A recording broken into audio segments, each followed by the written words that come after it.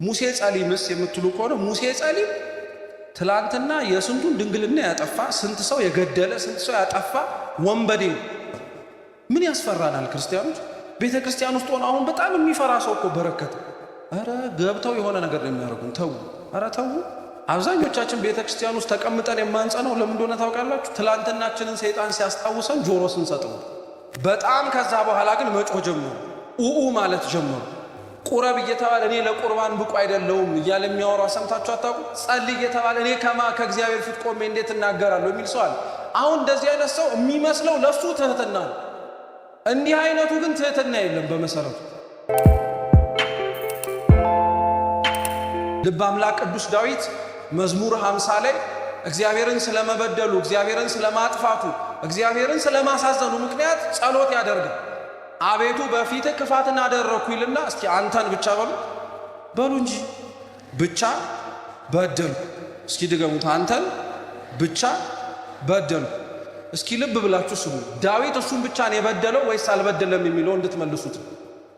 ልበ አምላክ ዳዊት አስቀድሞ ከነበረበት ከረኝነት ሕይወት ተነስቶ ወደ ንግስናው ሲመጣ የመጀመሪያው በደሉ ትልቁ ኃጢአቱ የነበረው ወታደሩ የነበረውን የኦሪዮን ሚስት ቤርሳቤህን ማስገደል፣ ኦሪዮን አስገድሎ ቤርሳቤህን መቀማት። ስለዚህ ስሙ፣ ኦሪዮን ለማስገደል በጣም ትልቅ ታማኝ ወታደሩ ስለነበረ እሱ ብቻውን አንስቶ ጦር ሊወጋው አልፈለገም። ስለዚህ ብርቱ በሆነው ሰልፉ በጠነከረበት ጦርነቱ በተፋፋመበት ቦታ ላይ እሱም ብቻውን ትታችሁት ሂዱ አለ። አንድ ብላችሁ ያዙ። አስገደለው፣ ሚስቱን ቀማ፣ ከሚስቱም ልጅ ወልዷል። ወዲያውኑ ነው የሞተበት ራሱ። አሁን የዳዊትን ታሪክ ብትመለከቱት ዳዊት እሱ ብቻ እግዚአብሔርን አልበደለም። ቢያንስ እንኳን በሱ በደል ውስጥ ፈርተውትም ይሁን ፈቅደውም ይሁን ሹማምንቶቹም አብረው ተቀላቅለውበታል። ለምሳሌ ወታደሮቹ እሱ አይግደለው እንጂ እንዲገደል ያንን አብረውት የተዋጉትን ሰው ጥለውት ሄደዋል አልሄዱ። ቢያንስ እንኳን እኮ አብረን ላባችንን ጠፍ አድርገን ሀገር ጠብቀናል፣ አብረን ስንት ክፉና ደግ አሳልፈናል ብለው እንኳን ትንሽ ለኦሪዮ መራራት አልፈልጉም። ዳዊት ስላላቸው ብለው ጥለውት ነው ሄዱት። ዳዊት ግን አይገርማችሁ? ሌላውን ሰው እንዲበድል አድርጎ ሌላውን ሰው እንዲያጠፋ አድርጎ እሱ ራሱ እግዚአብሔርን በድሎ ከዛ በኋላ ሲናገር ግን እኔ ነኝ አንተን የበደልኩህ፣ እኔ ብቻ አይደለሁም ወታደሮቹም እኮ እጃቸው ነበረ፣ ጥለውት አለመሄድ ምርጫ ነበራቸው ብሎ አልጨመሩም። የዳዊት ፍጹም ንስሐ ውስጥ ኃጢአተኛነትን ማመን አለ። የዳዊት ፍጹም ንስሐ ውስጥ ተጠያቂው እኔ ነኝ ማለት መጀመር አለበት። ዮናስም እንዲሁ ነው፣ ተመሳሳይ። ጭብጦቹን በደንብ ስለማንመለከታቸው ይሆናል እንጂ ዮናስም ከነበረበት ከተርሴስ ከተማ ተነስቶ ነነዌ ሂድ ነው የተባለ። ታውቃላችሁ ዮናስ ለምን ነነዌ መሄድ እንዳልፈለገ? በዘመኑ እግዚአብሔርና ሕዝቡ ሰላም ነበሩ፣ ምንም ጸብ አልነበር። እግዚአብሔር ደግሞ ለሕዝቡ ነው አይደለ ተስፋ ይሰጥ የነበረው፣ ለሕዝቡ ነው አይደለ ወለዳለሁ እያለ ሲናገር የነበረው። ዮናስ ተርሴስ ድረስ ሄጄ ነነዌ ድረስ ሄጄ አልሰብክም ያለው ሕዝብህ ደና ከሆነልህ ሌላው ዳና አልዳነ ምን አገባህ አንተ፣ ዝም ብለህ እስራኤላውያንን ብቻ ጠብቅ እኮ ለማለት ነው። አይገርማችሁም? እግዚአብሔር ሕዝቡ ደና ቢሆንለትም የሚፈልጋቸው ሰዎች ጤናማ ቢሆኑለትም እሱን የማይፈልጉትም ሰዎች እንዲድኑ ይፈልጋል። ሂድና ነነዌ ስበካ። ዮናስ በአንዲት ታንኳ ላይ ተሳፈረ። ሊቁ አምብሮስ ሲናገር እንደውም የሚገርማችሁ ዮናስ የተሳፈረበት መርከብ ላይ ራሱ የሁሉንም ሂሳብ የከፈለው ዮናስ ነው። ሁሉም ተሳፋሪ መርከብ ውስጥ ያለው ሂሳብ የቻለው ዮናስ ነው። ሐሳብ እንዳይቀይሩ እኮ አሁን እናንተ ራሳችሁ ታክሲ ላይ ተሳፍራችሁ ሁሉም አንድ ሰው ታክሲው ተዘግቷል ሂሳቡ ቢባል በሼም እንኳን የሆነ የራሳችሁ ቦታ ላይ አትወርዱ፣ ሰውየው እስኪወርድ ድረስ ማለት ነው። ከወረዳችሁ ራሱ ጠብር ግፍ ነው የምንለው። ያላንተ አንደርስም ነበረ ያንተ ገንዘብ ነው ምለን ሌላ ቀጥያ ምንዘበዝብም እንኖራለን። ዮናስ ሁሉንም ሂሳብ ከፍሎ ሁሉም ሐሳባቸውን እንዳይለውጥ ሂሳብ ተዘግቷል፣ ዝም ብላችሁ ወደ ምትሄዱበት ነው የምትሄዱት ብሎ አስኮብሎላቸው። አንድ ሰው ብቻ ነው በገንዘቡ ሊገዛው አልቻለም፣ እሱም እግዚአብሔር ነው። ዮናስ የነበረበት መርከብ ውስጥ ሐዋርያት እንደነበሩበት መርከብ እኮ ነው አውሎ ነፋስ ያስነሳበት። በሙሉ በጠበጣቸው። ህዝቡ ታንጎ መርከብ ውስጥ የነበሩት በሙሉ ዕቃቸውን ጣሉ፣ የሚችሉትን ወረወሩ። ምንም ለውጥ ሊመጣ አልቻለም። ወደ አምላኮቻቸው ራሱ ወደሚያመልኩት ጣዖታት አልቅሰዋል፣ ጮኸዋል፣ ተራዳን ብለው ማለት ነው። እነሱ አገር ሰላም ብለው ይሄንን ሁሉ ተአምር ሲያደርጉና ሲሉ ዮናስ ከታችኛው መርከብ ውስጥ ለጥ ብሎ ተኝቶ ወርደው ቀስቅሰው ምንድን ያሉት ታስታውሳላችሁ? አንተ ስንጠፋ አይገድም፣ ቢያንስ እንኳን ተነስተህ እስኪ ለአምላክ ጩህ አሉት። ዮናስ ምንም ማስመሰል አልጀመረም። እኔ ነኝ ጥፋተኛው ነው ያለው። በጣም ነው የሚደንቀው፣ ማርያምን በጣም ነው የሚደንቀው። አንዳንዶች እኮ ጥፋቱ የኛ መሆኑን እያወቅን እንኳን እንዴት እንደምናስመስል እኮ አንተን ያጠፋኸው ተብሎ ሲነገረን እንኳን እስኪ አብረን እንጸልይ ማን እንዳጠፋ እንድናውቅ ብለን እኮ የምንናገርን እኛ። ዮናስ ራሱ እንዳጠፋ ሰው ጸልይ ሲሉት ምንም መጸለይ አያስፈልግም። እኔ ነኝ ጥፋተኛው፣ አንስታችሁ ጣሉኝ ሰላም ይሆናል አላቸው። ዮናስ የነበረበት መርከብ ውስጥ ዮናስን አውጥተው ሲጥሉት ሁሉም ችግር ሆነ። ደግሞ እንደዛ ስትባሉ ቤተክርስቲያን ከምትባል መርከብ እረፍት እንስጣት ብለን ውጡ ተባላችሁ። አንዳንድ ሰው በጣም የዋህ ነው፣ ሰይጣን እንዴት እንደሚጠቀምበት አያውቅም። ለቤተ ክርስቲያን ሰላም ብሎ የሚወጣ ምመን የለም። እየሰማችሁ ነው። አንዳንዶቻችን በመንፈሳዊ ህይወታችን በአኗኗራችን ለእግዚአብሔር ያዘንን እየመሰለን የምንናገራቸው ነገሮች አሉ። ለምሳሌ ቤተ ክርስቲያን ውስጥ እየገባ መግባት ግን አይገባኝም የሚል ሰው ገጥሟችኋል? ቁረብ እየተባለ እኔ ለቁርባን ብቁ አይደለሁም እያለ የሚያወራው ሰምታችሁ አታውቁ? ጸልይ እየተባለ እኔ ከእግዚአብሔር ፊት ቆሜ እንዴት እናገራለሁ የሚል ሰው አለ። አሁን እንደዚህ አይነት ሰው የሚመስለው ለሱ ትህትና ነው። እንዲህ አይነቱ ግን ትህትና የለም በመሰረቱ። እግዚአብሔር በጣም እኮ ነው የሚገርማችሁ። ሰይጣን በምን ያክል ርቀት ሊያሳስተን እንደሚችል ተመልከቱ። ሊቃውንተ ቤተ ክርስቲያን ሰይጣን የክፋቱ ክፋት እግዚአብሔር በሚያሳድጋችሁ ሂደትና እግዚአብሔር በሚያሳድጋችሁ መንገድ ላይ የሚከታተላችሁ እግዚአብሔር ብቻ ሳይሆን ሰይጣንም ጭምር ነው ይላል። ምሳሌ አድርገው በዜና አበው የሚያነሱት የሙሴ ጸሊምን ታሪክ ነው። ሙሴ ጸሊም አርሳኒዮስ የሚባልና መቃርስ የሚባሉ ሶስት ጻድቃን አሉ። አርሳኒዮስ በመናገሩ ብዛት ኃጢአት ሊመጣ ይችላል ብሎ አፉን የዘጋ ጻድቅ ነው። መቃርስ ከጽድቁ የተነሳ እየሰማችሁ ከምኑ የተነሳ አይጾምም።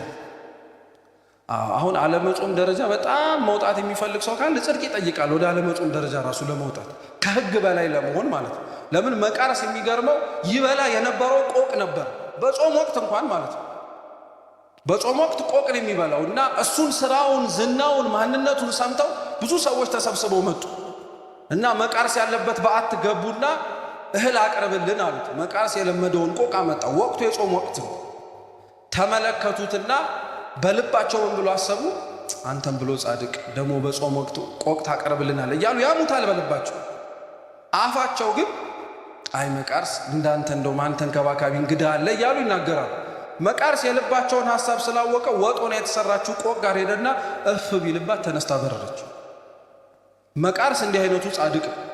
ሙሴ ጸሊምስ የምትሉ ከሆነ ሙሴ ጸሊም ትላንትና የስንቱን ድንግልና ያጠፋ፣ ስንት ሰው የገደለ፣ ስንት ሰው ያጠፋ ወንበዴ ነው። አሁን ወደ ክርስትና እምነት ተመልሶ ገዳም ከገባ በኋላ ስሙ ሰይጣን አውቆ ከመቃርስና ከአርሳኒዮስ መካከል ሙሴ ጸሊም እንዲቀመጥ አደረገ እና ሙሴ ጸሊም ጋር መጣና በጆሮ ምን ይለዋል? ምን ልታረግ መጣሁ አንተ? አታፍር? መቃርስን አየኸው? እፍ ብሎ ቆቅ ያበራ። አርሳኒዮስን አየኸው? አያወራም፣ አንደበቱ ዝግ ነው። አንተ ግን ትላንትና የት ነበርካል? አብዛኞቻችን ቤተ ክርስቲያን ውስጥ ተቀምጠን የማንጸነው ለምን እንደሆነ ታውቃላችሁ? ትላንትናችንን ሰይጣን ሲያስታውሰን ጆሮ ስንሰጠው። እግዚአብሔር በጣም ድንቅ አምላክ ነው። ክርስቲያኖች እውነት ትላንትና ስለነበራችሁት ኃጢአተኛነት የሚኮንን ሳይሆን ዛሬ ስላልገባችሁት ንስሐ ነው ክርስቶስ የሚጠይቀው። ትላንትና የነበራችሁን ኃጢአተኝነትማ አለፈ ትላንትና ነው። ዛሬ ስላልገባነው ንስሐ ግን ይጠይቀን። ያቺን ቀን እንዳናልፋት ስለሚፈልግ ማለት ነው። ስለዚህ ዮናስም ራሱ እኔ ነኝ ብሎ ጥፋተኛ ነኝ ብሎ ነው የተናገረው። ሐዋርያት የተሳፈሩበት መርከብ ላይ ግን ማንም አንድም ሲከስ አልሰማም። ሁሉም በአንድነት ወደ ክርስቶስ መጮህ ጀመሩ። አለቀሱ፣ ተናገሩ። ክርስቶስ ግን ለጥ ብሎ ነበር፣ ዝም ብሎ ነበር። ለምን? አንዳንዴ ጌታችን ኖሮ እንዳልኖረ እያለ እንደሌለ የሚመስለው በደንብ እንጮህ ስለሚፈልግ። አሁን ስታስቡት ሁላችንም የጸለይን ነው። ሁሉም ሰው ኢትዮጵያ ውስጥ ያለው በሙሉ በቃ ኡኡ ብሎ እግዚአብሔር ግን ያልሰማ ነው የሚመስለው። ከኛ መካከል ጉዳዩ ያልሆነበት ሰው የለም እንዴ? እኔ ምን አገባኝ? ሞቱ አልሞቱ ምንም የሚመለከተኝ ነገር። ለኛ ግን ስናስበው ሁሉም ጮሆ እግዚአብሔር ያልሰማን ይመስል። በፍጹም ሁላችንም ከልባችንማ ብንጮህ ይቀርና አንድ ሰው ከእግዚአብሔር ፊት ቢጮህ ድምፁ በደንብ አድርጎ ነው የሚሰማ። የኤርትራን ባህር ከፍሎ ያሻገረው የእስራኤል ጩኸት ነው እንዴ? የሙሴ ዝምታ እኮ ነበር። እንዲያውም አንድ ሊቅ ሲናገር ምን ይላል መሰላችሁ? በጣም ነው የሚደንቀው። የእስራኤልን ባህር የከፈለው የሙሴ በትር ብቻ አይደለም፣ መጀመሪያ ላይ አምኖ የረገጠው ሰው ነው። አንዳንድ ጊዜ ክፉ ዘመን የሚሻገረው አሻግራችኋለሁ ትሻገራላችሁ ብሎ የሚናገረው መሪ ብቻ አይደለም፣ መሻገር እንችላለን ብሎ አምኖ በእግዚአብሔር መጀመሪያ እርምጃውን የሚሄድ ሰው። እንዲህ ለመሆን እግዚአብሔር ያብቃል። አባቶቻችን የሚሰጡንን ተስፋ ቤተ ክርስቲያን ነገ ብሩህ ነው ብላ የምትናገረውን ነገር እኮ እኛ ጨለማ ነው ብለን ከወሰንን በደንብ አድርገን ሰነባብተን 2017 ምንም የሚለወጥ ነገር የለም እኛም እኛው ነን ይሄም እየባሰን የሚሄደው ይባላል። ለምንድን የማይለወጠው? ቀናት አዎ እርግጥ ነው ላይለወጡ ይችላል። ትላንትና የነበረው ሮብ ዛሬም ሮብ ነው። 24 ሰዓቱም 24 ሰዓት ነው። ቀኑም ቀን ነው። ሰው ሲለወጥበት ግን ቀኑም ይለወጣል። እግዚአብሔር ብዙ ችግሮቻችንን ማሻገር አቅቶት እንዳይመስላችሁ ዝም ብሎ እኛ ልለወጥ እያልን ስላስቸገር ነው። ቀኑንማ ይኸው መሽቶ ያነገዋል እኮ እኛ የተረፈንን ኃጢአት እየሰራንበት ተቸገርን እንጂ እግዚአብሔር መሽቶ የሚያነገው የተረፈንን ኃጢአት እንድንሰራበት ግን አልነበረም። ትላንትና ያልገባነው ንስሐ መግባት እንድንችል እናሳዝናለን። አሁንም ሰምተነውም ልንሄድ እኮ እንችላለን። ለካ ንስሐ መግባት አለብን ብለን ማለት ነው። አሁን እንደሰማነው እውነቴን የምላችሁ ተቀምጠን ደግሞ አንዳንዴ ስናስበው እንዲህ አይነት ጉባኤያት ምን አለ ቤተ መቅደስ ውስጥ ቢሆኑ እየቆረቡ እውነት እኮ ነው የምላችሁ። ምን አለ ቢሆኑ ብላችሁ አትመኙ?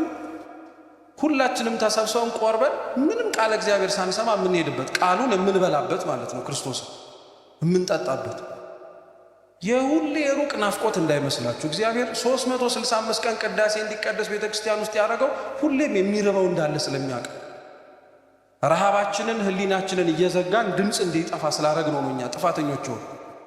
ጮሁ፣ አለቀሱ፣ ሰምቶ እንዳልሰማ ዝም አላቸው።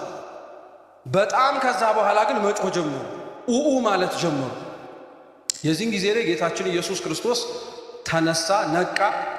መጀመሪያ እነሱን አልተናገረም፣ ያስደነገጣቸውን ነገር ነው ዝም ያስባል። እግዚአብሔር መልስ መስጠት ሲጀምር ከቤተ ክርስቲያን አይመስልም፣ ከውጪ ቤተ ክርስቲያንን ሲበጠብጧት ሰላም ሲነሷት የነበሩትን ነው መጀመሪያ ዝም የሚያስብል። ከዛ በኋላ ወደ ልጆቹ ይመጣል፣ ቤተ ክርስቲያን ውስጥ ደግሞ ይገባል። ማዕበሉን ሞገዱን ሁሉም ጸጥ ካስባለ በኋላ ክርስቶስ እሱ የተሳፈረበት ታንኳ ላይ ሆነው እንኳን መተማመን ያቃታቸውን ሰዎች መገሰጽ ጀመር። ምን ያስፈራናል ክርስቲያኖች? ቤተ ክርስቲያን ውስጥ ሆነ አሁን በጣም የሚፈራ ሰው እኮ በረከተ። ኧረ ገብተው የሆነ ነገር ነው የሚያደርጉን። ተው፣ ኧረ ተው። ቤተ ክርስቲያን ውስጥ እንዴት ሰው ይፈራል? ቤተ ክርስቲያን ውስጥ እንዴት ሰው ይሳቀቃል? ቤተ ክርስቲያን ውስጥ እኮ አሁን ልክ እንደ ታንኳው ላይ ዝም እንዳለው እኮ እግዚአብሔር ዝም ብሎ እኮ አለ። እኛ በጮህን ቁጥር የማይሰማ የሚመስል እኛን ሊነኩን በመጣ ቁጥር ግን መልስ ለመስጠት ቀና የሚል አምላክ እኮ ነው። እንዴት ሰው ቤተ ክርስቲያን ውስጥ ሆኖ ይፈራል? እንዴት ሰው ከእግዚአብሔር ጋር ተጣብቆ ይፈራል? እነሱን ገሰጻቸው። እንዴት አታምኑም አላቸው። በጣም እኮ ነው የሚያሳዝነው እውነት። እሺ እኛ ስንበል አሁን ያለው የዘመን ሰው እንደ ሐዋርያቱ ክርስቶስን በአካል አላየውም እንበል። ከሐዋርያት የበለጠ ነገር ግን ክርስቶስ ለእኛ አድርጎልናል። ሐዋርያት ክርስቶስን አይተውት ሊሆን ይችላል፣ እኛ እንድንበላው እንድንጠጣው አድርጎናል። እዚህ ቦታ ላይ ሆነው እንደተጠበቁት ሆኖ ባለመገኘታቸው አምላካችን ተናገራቸው። እንዴት ይሄን ልታረጉ ቻላችሁ? አለማመናቸውን ገሰጻቸው። ሁለተኛው የታንኳው ትርጉም ግን የኛ ሰውነታችን ታንኳው ነው፣ ያረፈበት ክርስቶስ ነው። በ40 በ80 ቀን ክርስትና የተነሳችሁ ሁላችሁም የተነሳን ክርስቶስ ወደድም ጠላችሁም ሰውነታችሁ ማረፊያው እንዲሆን ይፈልጋል። ለቤተ መቅደሱ በምንሮጠው ልክ ለኛ ሰውነት ብንሮጥ ኖሮ የት በደረስን ነው። ለዛ ነው ልበ አምላክ ዳዊት መዝሙር 76 ላይ ሲናገር ምን ብሎ ይናገራል? አምላካችን እንዲህ ይላል፣ ፍየል የምታመጡልኝ ፍየል ለኔ ምኔ ነው? በግ የምታመጡልኝ ለኔ በግ ምኔ ነው? አንዳንድ ሰው በየዋህነት በቅንነት ለእግዚአብሔር ፍየል ማምጣቱ በግ ማምጣቱ ዕጣን ጧፍ ዘቢብ ይዞ መግባቱ ትልቅ ተአምር ይመስላል። እንደዛ ሲባል አትመጽውቱ አትስጡ ማለት አይደለም። ግን እግዚአብሔር እውነት የሚፈልገው በግ ነው፣ ጧፍ ነው፣ ዕጣን ነው፣ ዘቢብ ነው። ቸገረው እንደ እግዚአብሔር? እነዚህ ሁሉ ሳይኖሩ የነበረ አምላክ እኮ ነው። እኛ ጧፍ እናብራለህ ብንለው ብንሰጠው ያ ጧፍ እኮ ይከስማል። እማይጠፋ ብርሃን ውስጥ የሚኖር አምላክ እኮ ነው። እኛ የሆነ ዕጣን እናጥንልህ ብንለው ፍህሙ ሲጠፋ እኮ ዕጣኑም አብሮ ይጠፋል። በሰማያት እኮ የማይጠፋ ዕጣን የሚታጠንለት አምላክ እኮ ነው። እግዚአብሔር የሆነ ነገር ይዛችሁልኝ ኑ የሚለው በዚህ በምንሰጠው ነገር ውስጥ ራሳችንን መስጠት እንድንለማመድ እኮ ነው። ስንቱ ሰው ለእግዚአብሔር ያላረገው ምን አለ? ስለት ገብተን ምን ያልሰጠነው ነገር አለ? ራሳችንን ግን አልሰጠነው። መች ብለን ገና ስንት ልንሰራ ያሰብነው ነገር አለ። እኛም ጠዋት ተነስተን ያቀድነው ስንት ነገር አለ። እግዚአብሔር ግን አለ ፍየሉ በጉም ጧፉም ዕጣኑም ዘቢቡም ለሱ ምንም አይደለም። እውነተኛው መስዋዕት እኛ ነው። እውነተኛው እግዚአብሔር ሊያርፍበት የሚፈልገው ታንኳ እሱ ነው፣ የኛው ሰውነት ማለት ነው።